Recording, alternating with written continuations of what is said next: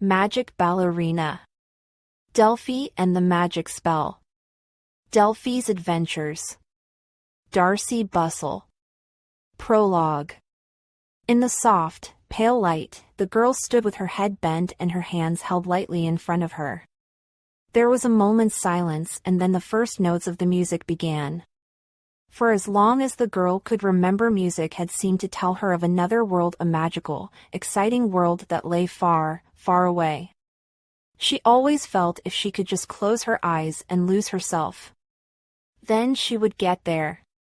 Maybe this time. As the music swirled inside her, she swept her arms above her head, rose onto her toes and began to dance. 1. The Bluebird's Dance. The ballet studio was quiet and still. It could only be a couple of hours since it had been full of girls dancing for their ballet teacher, Madame Zaza. Now there was just one girl left. Delphie Durand pressed the button on the CD player and then ran lightly to the center of the room. She waited for the music start, one foot slightly in front of the other, her head bent, her eyes looking down at her red ballet shoes. All the other girls in her class had pink ones, but it wasn't just the color that made Delphie's shoes different from theirs. Delphie's ballet shoes were also magic. Madame Zaza, the owner of the ballet school, had given them to Delphie 3 weeks ago. She'd told her they were very special, but Delphie hadn't known just how special until 2 nights later when the shoes had started glowing and sparkling. When Delphie had put them on, they had whisked her away to Enchantia, a magical land where all the characters from the different ballets lived. A land full of incredible adventures.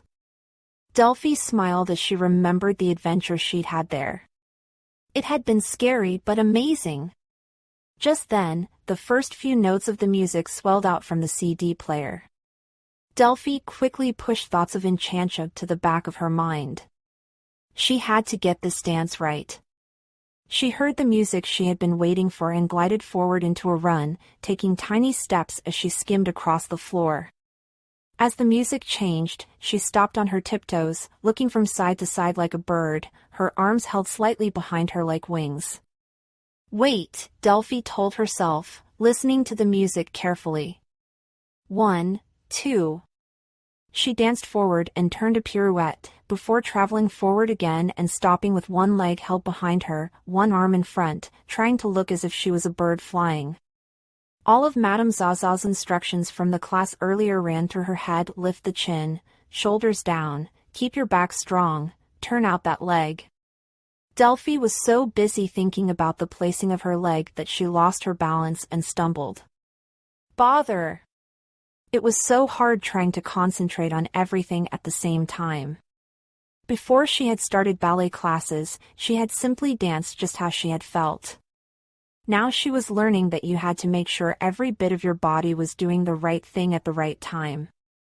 But Delphie found that when she concentrated on her legs, she forgot about her arms, and then she remembered them and realized her head was wrong and her shoulders were up, and by the time she had got those right, her legs were wrong again. But I've got to get it right, she thought as she walked back over to the CD player to restart the music. There's only one day to go. The very next morning there were going to be auditions for the school's end-of-term show. It was a woodland ballet and the main part was the Bluebird. All of Delphie's class wanted to be the Bluebird. Delphie had been practicing and practicing.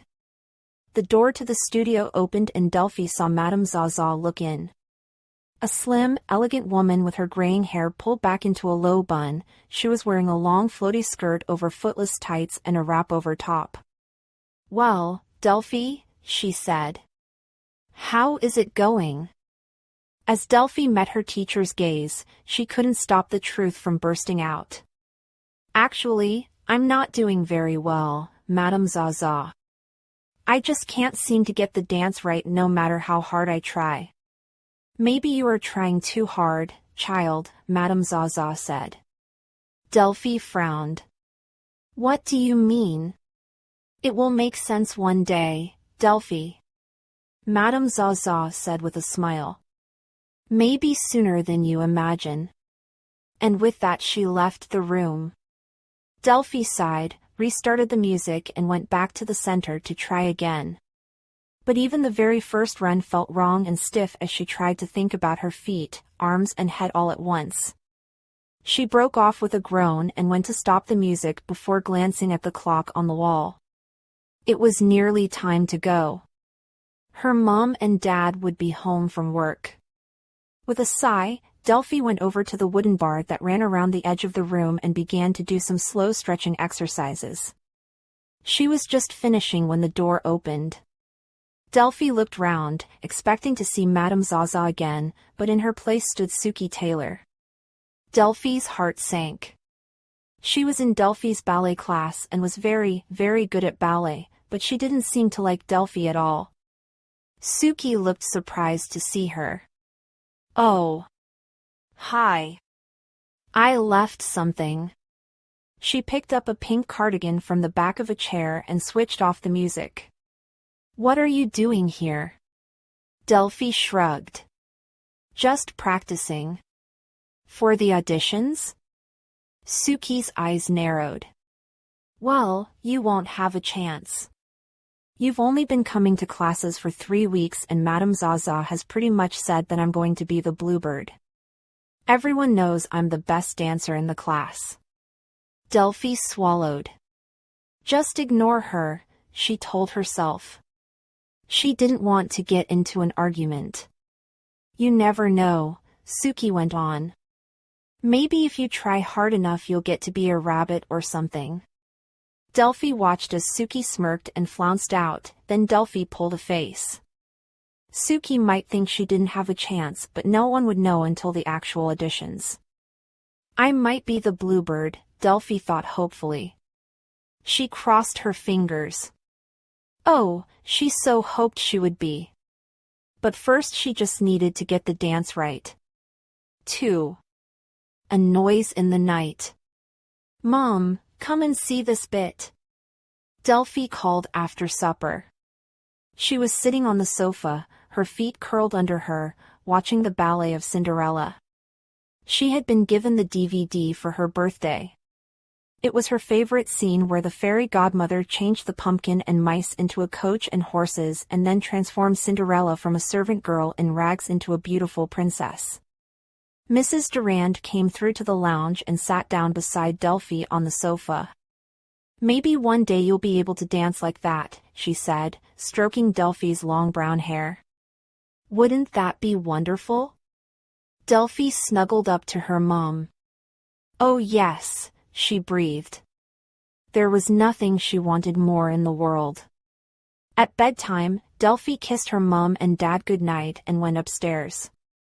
As she got into her nightdress, she looked hopefully at her red ballet shoes sitting on her desk. "Please sparkle tonight," she willed them. "Please."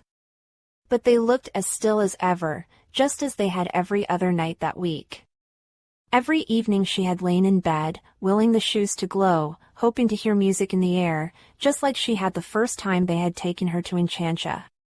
It would be just so amazing to go back, Delphie thought as she got into bed, after brushing her teeth and hair. "I'd love to see Sugar the Sugar Plum Fairy again, and all the other people I met, like the Nutcracker and the waltzing flowers and the dancing snowflakes." She shivered as the image of a rat's face with red eyes, long whiskers and sharp teeth popped into her brain. The one person she wouldn't want to see again was the evil King Rat. He hated dancing and was always trying to stop it. Delphie had been to his castle and met him and his mouse guards, and it had been very scary. To try and stop thinking about it, Delphie focused on the audition the next day. She began to go through the steps of the dance in her mind, practicing them over and over again, and before she knew it she was drifting off to sleep. Delphie's eyes blinked open. She felt sure that something had woken her. Sitting up, she glanced at her bedside clock. It was just past midnight. Suddenly she heard a faint noise. Music! 3.as she listened it grew louder. Delphie looked at her desk. Her red ballet shoes were glittering and shining like rubies. Throwing back her duvet, she jumped out of bed and ran over to them. Did this mean another adventure was about to begin? Delphie picked them up, her fingers trembling in excitement. The first time she had gone to Enchantia, the shoes had whisked her off to a theater. Delphie tied the ribbons of the shoes in anticipation. As she tied the bows, her feet started to tingle. She stood up and the feeling whooshed all the way from her toes up to her head. A second later, she was swirling around in a myriad of colors: pink, purple, blue, red, yellow, orange, green. And then she landed with a bump to find herself sitting on a red seat in the same darkened theater that she had arrived at before, only this time the air was very cold. She shivered and rubbed the bare skin on her arms. The stage was shut away behind red velvet curtains. Music started playing and the red curtains began to open. Delphie jumped up eagerly and then caught her breath. It was all so different. The first time she had been here there had been light and color, the scenery had shown mountains, fields and a village, as well as King Rat's castle, and there had been lots of characters on the stage even though they had all been asleep. But now the background scenery was just painted white and the stage was empty. The floor was covered in a thick blanket of snow. There were bare trees on the stage, their branches covered in icicles. Delphie walked hesitantly down towards the stage.